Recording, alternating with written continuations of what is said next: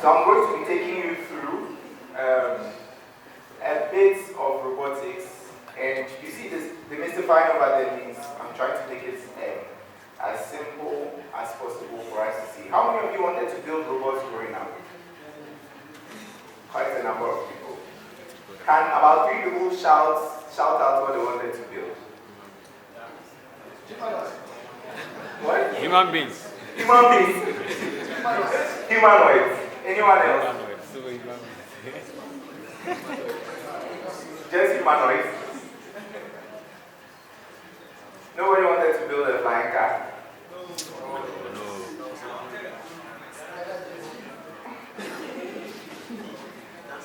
Anyone else? Pardon? Nanotech. Okay. The last one. Last one. Optimus Prime. Transformers.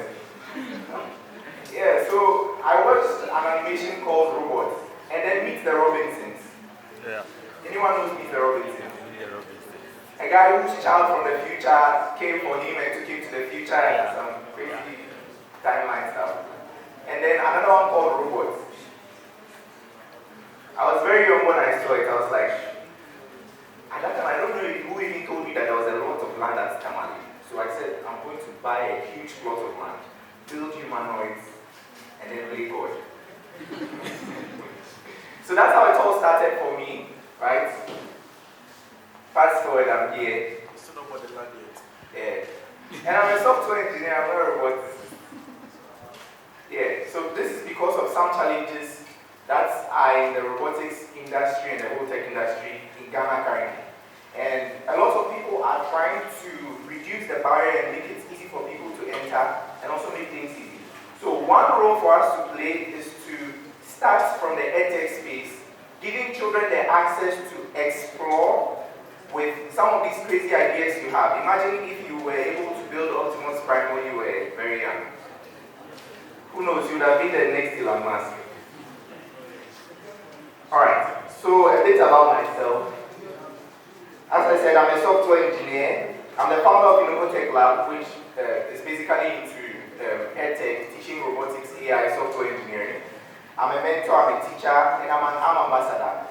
ARM is a company behind most of the smarts and small devices you use. So you all have mobile phones. The CPU inside was designed by ARM. You all know Snapdragon, MediaTek. Those of you using Apple Silicon Macs, those ones are all designed by ARM. Right? And also, what we're about to do, most of the boards are designed by ARM. Smart microwave, smart washing machine, all the chips. I mean, think about any small device. All those ones are designed by ARM. Alright, so this is what we are going through.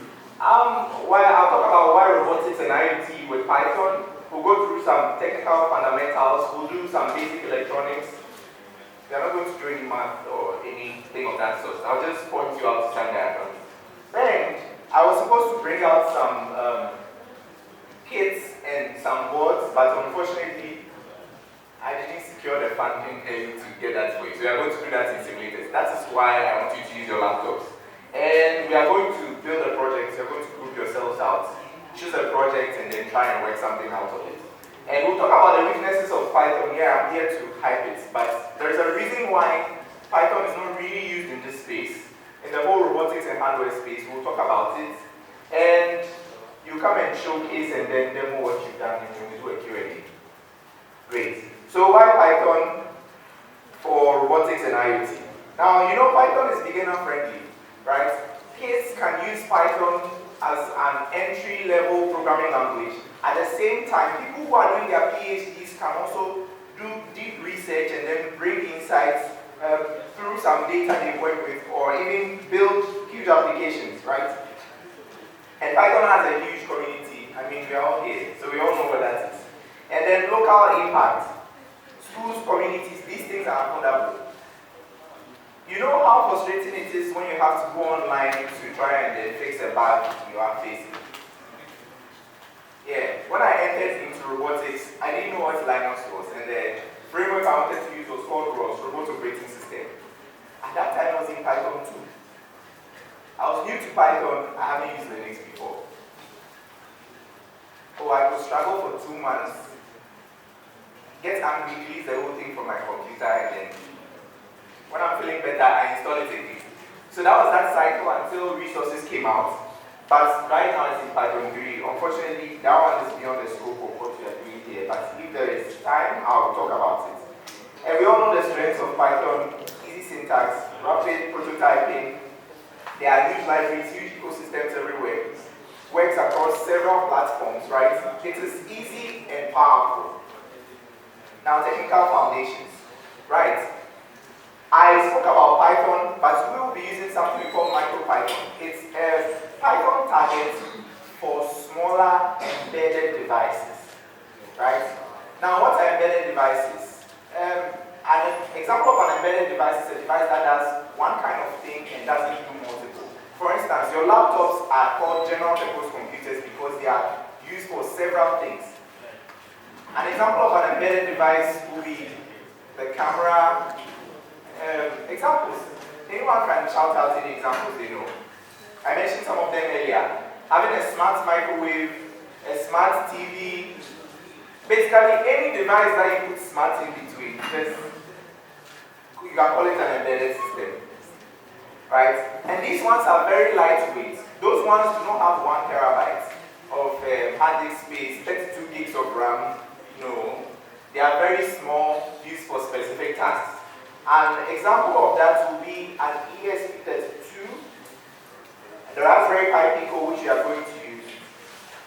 And they are very tiny devices. These are some of the tools we are going to use. So the first app is called Tony. I'm sure we are all used to VS Code. So there is some sort of IDE that is used for MicroPython, and Tony can be used for several things. And then Awuku is the online simulation tool we're using. Explore IDE is by Firefly, which they use to program their robots. Firefly is a company here in Ghana, also into EdTech, and they teach robotics. And then we have VS Code over here, and supporting utilities. There are some terminal commands you can use, which we are not going to go into. We all know Git and GitHub, and then serial connections. Now, basic electronics. I want to introduce you to some of the boards I've used. So, this is my current collection. I don't know if it's clear enough for you to see. The first one up here is called a MicroPython. It's a very small and robust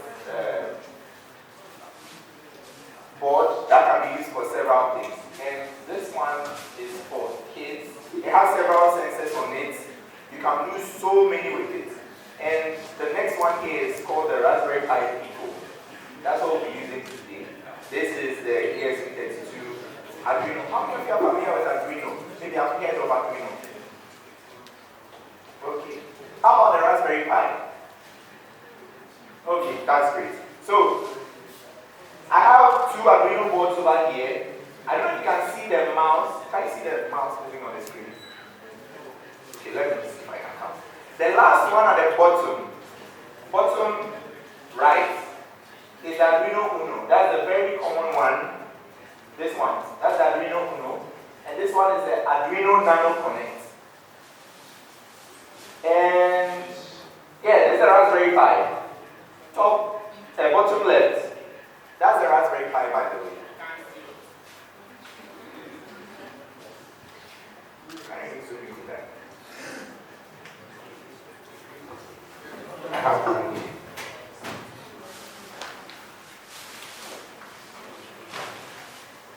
LED. So let's pull out. Let me show you how to get the LED. Have you seen the plus icon over here? When you click on it, you can see the LED. You click on it. I have an LED up here over here. Now, show you. We have this over here. Now the LED has 2 leaves. I'm sure you can all see it. There are 2 legs.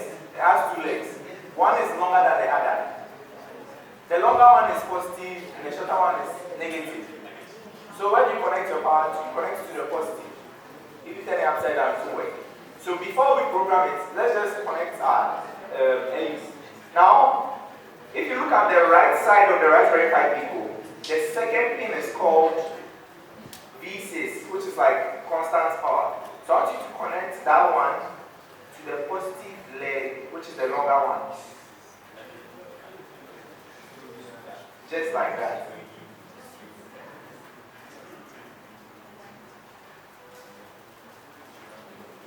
Let me flip this. So the longer one is the one that is not straight. That is the longer one. And now, I really wish you could see this diagram. And ground is the one that is directly beneath it. So, now that I've connected it, it's like connecting the battery directly to your source, just like we've done over here. We've connected the source to the LED, right, to the ground.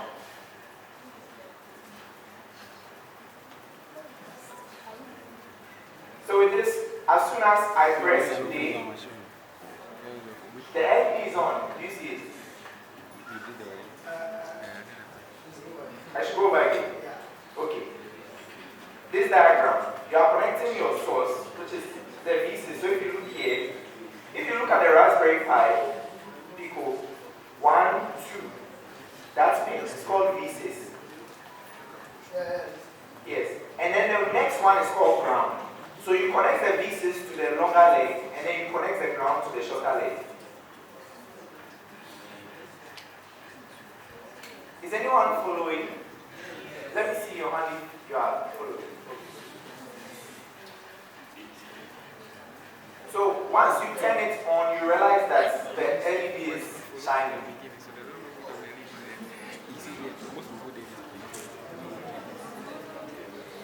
I wanted to know if anyone is interested in doing it with this one, but I don't see any available table around.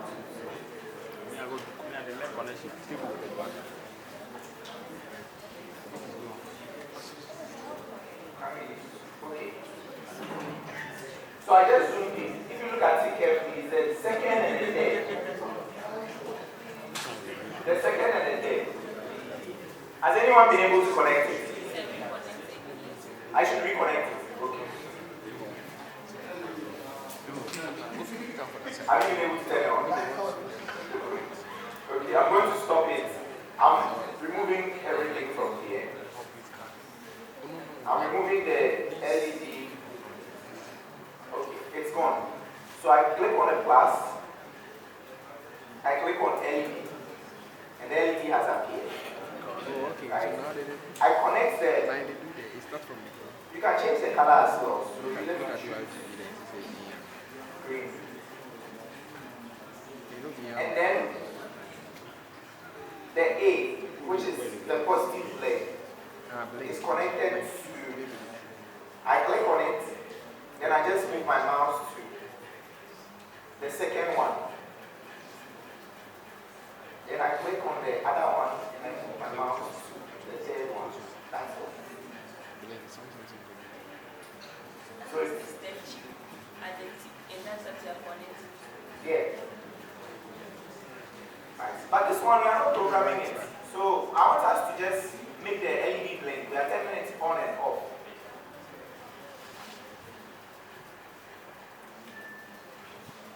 That's what this code does.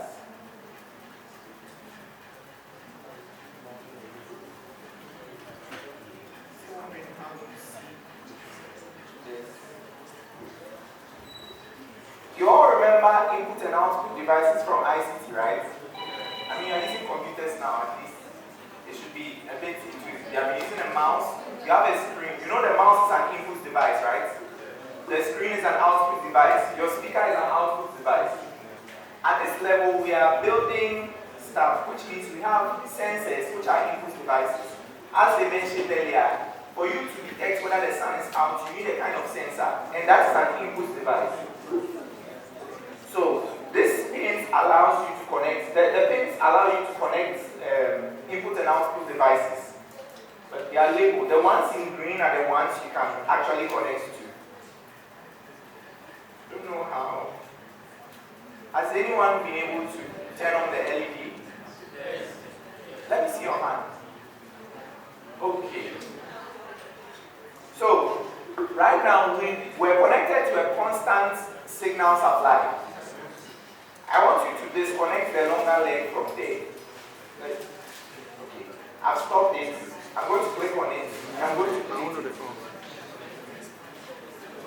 The one that was connected to V6. And then I want you to connect it to GP1. So you just connect it back to GP1.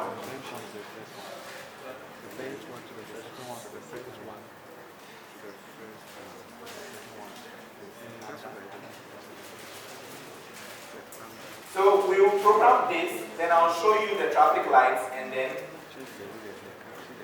I don't think we'll have time to allow everyone to work on the project.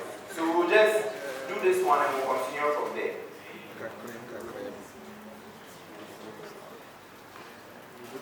Okay. Can you all see the code? Okay. I guess who is completely new to Python and hasn't done Python before? Is anyone here like that? Wow, okay. Hello from the back. Usually you are supposed to be sitting in front too. But so now this is just regular basic Python syntax. You can all see the while loop over there, right? The only new things you are seeing is the input statement. The machine library is what allows you to connect and talk to the hardware. That's the only difference. And we are seeing ping. Ping is where you are connecting it to. As I said earlier, you can see the pins over here. So those are the kind of pins you are connecting to. Now, if you look at it carefully, which pin number are we connecting to? What is it called? GP. That's one. You can see from the back end. That's GP1. So what is GP1? GP1 is pin number what? Look at it carefully. GP1 is pin number 2. So it means inside of your code, you are going to be controlling pin number 2. Pin number 2. Let me show you the example over here.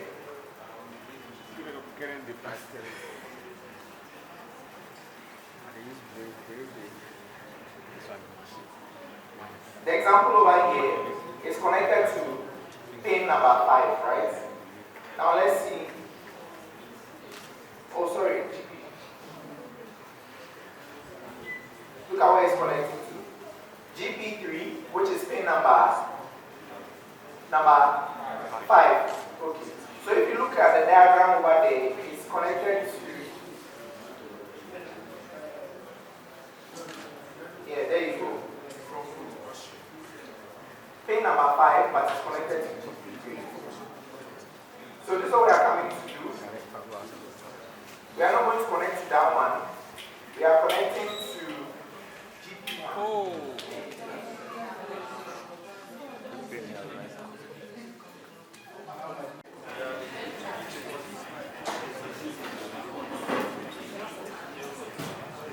Okay.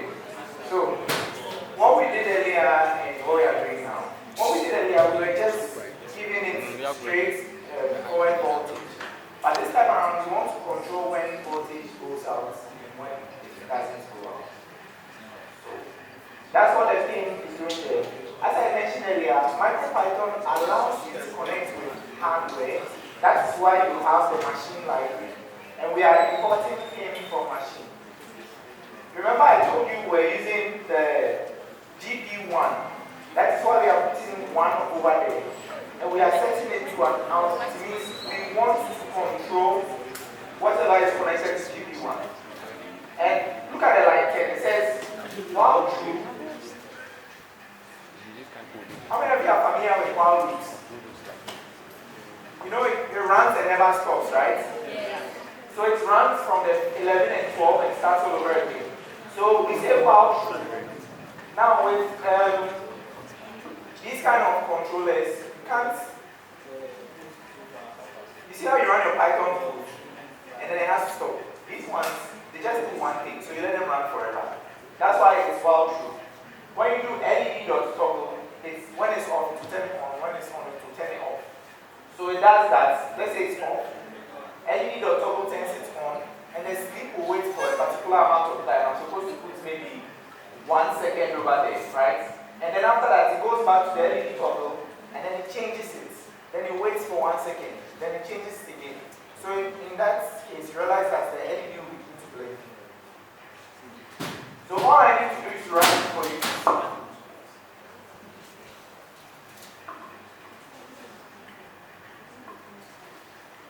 Okay.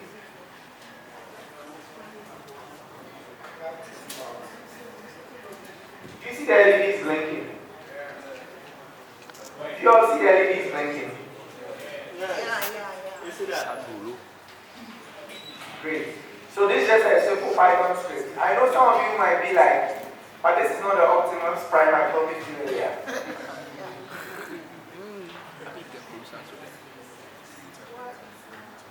Now let's look at something simple.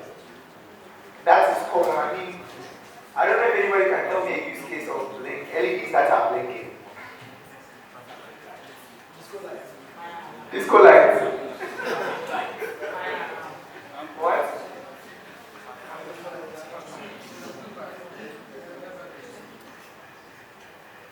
So let's look at something else, right? Traffic lights. Let's look at traffic lights.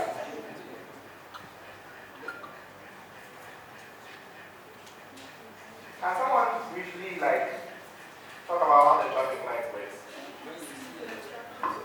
Someone might be thinking, why am I asking very childish questions? Anybody who just tell me what happens maybe when the cars are moving is green, and then what happens next? This light comes on, this light comes next. So, fun fact, this is what we call an algorithm, a step-by-step approach by which you solve a computational problem. So when I ask you, how does the traffic light work, that is what I'm expecting you to tell me. And it's the same way I'm going to program it. So it's just basically sorry, I'm full, that's why.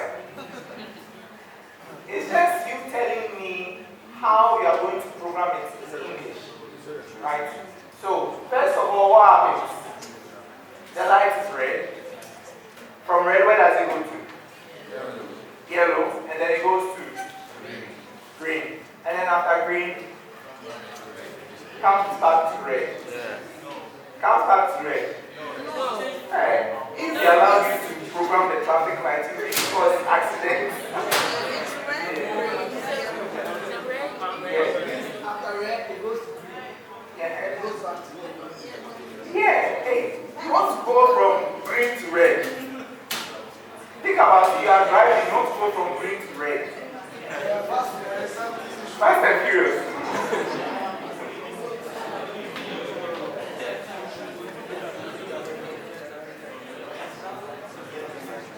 Even the code here is wrong. So let me run the code here and see what happens. So the code moves from red to yellow to green back to red. But it doesn't work like that. So I'm just going to swap things out.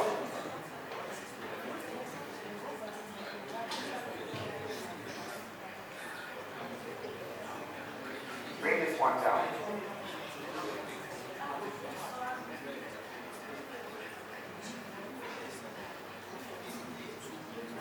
Okay, I'm running it again. So red, green, yellow, red, green, yellow.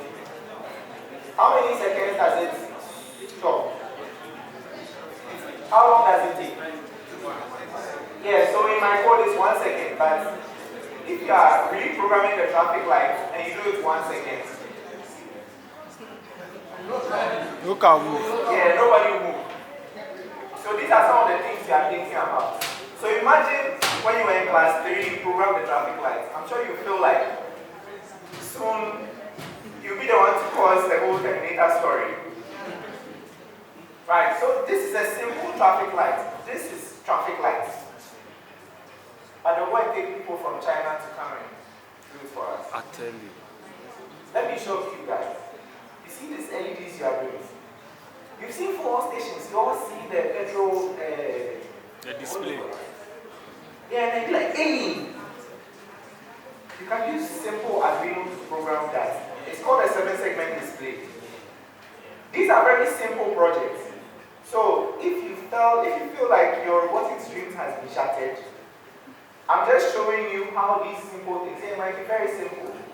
But when you keep building on it, you can really do complex things. Let me show you some of the project. At the end of the day, the simple logic you do is the same big logic they do in other things as well, with maybe additional constraints. You see how those cars are backing up and then you'll be hearing noise, right? When it's getting close. There's a sensor called ultrasonic sensor, this one.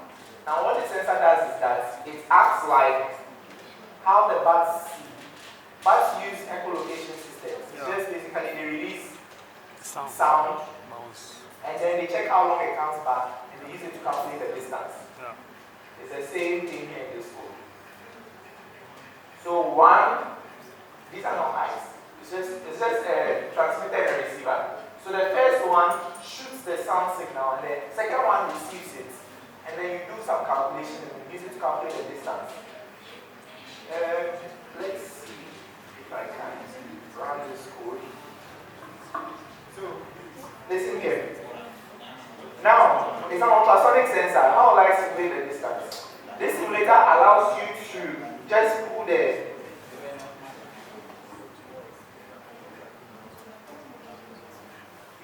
sound.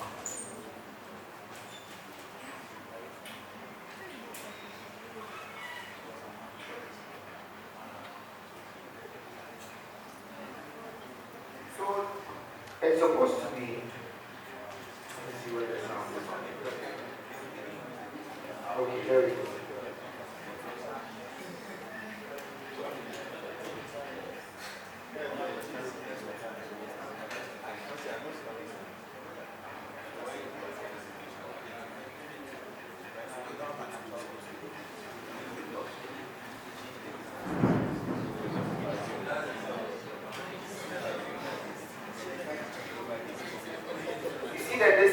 When it's 400 centimeters, the light goes up, the sound stops.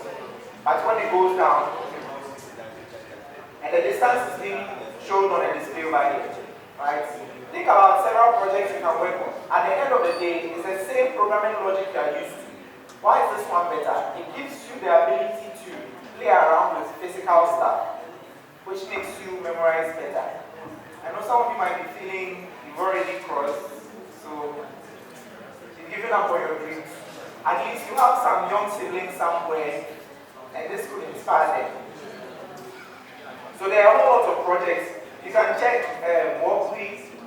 When you go to their main website, you can find a lot of projects over there. This one is a mini piano.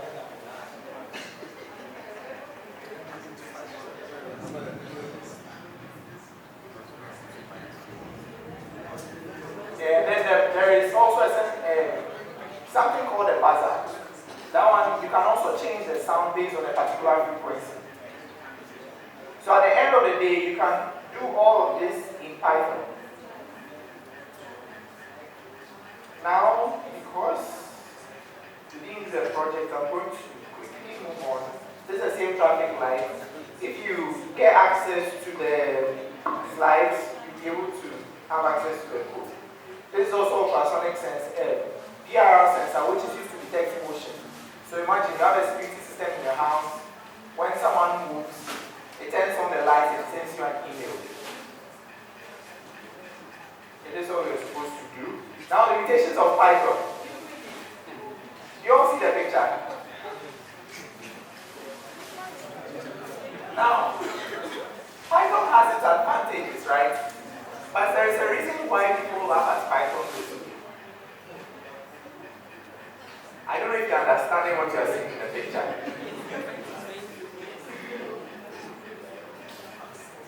What does it mean? Now, when you are working with the hardware, right? Python is not one of the languages because Python in itself, C runs Python's code. So, Python is usually not meant for hardware. Like, imagine someone's pacemaker. You want to run it with Python. It's not coming to run and come with that pacemaker. Someone's like, when you are dealing with real-time systems, Python is not really the way to go because of how fast you want things to be. So the closer you are to the hardware, the better. So it's either you use assembly, C, C++, Rust is gaining waves right now. Everybody's writing their tooling now in Rust. Go is also there, Zig, not so much. But these are the languages that we mostly use because we want to do real-time systems. For programming languages to talk directly to the hardware. Python doesn't talk directly to the hardware. So that's why Python is avoided. But if you are doing simple automation tasks, Python is the way to go. There you go, speed, right? Memory, hardware support, real-time control. These are some of the challenges Python comes with, and that's why it's not suitable. But it's a good way to introduce yourself to programming in general, and to hardware, and to robotics and IoT. So this is where you would have showcased your demo, but I'm not showcasing any demo here today. Again, presentation guidelines. So that's all. Any questions?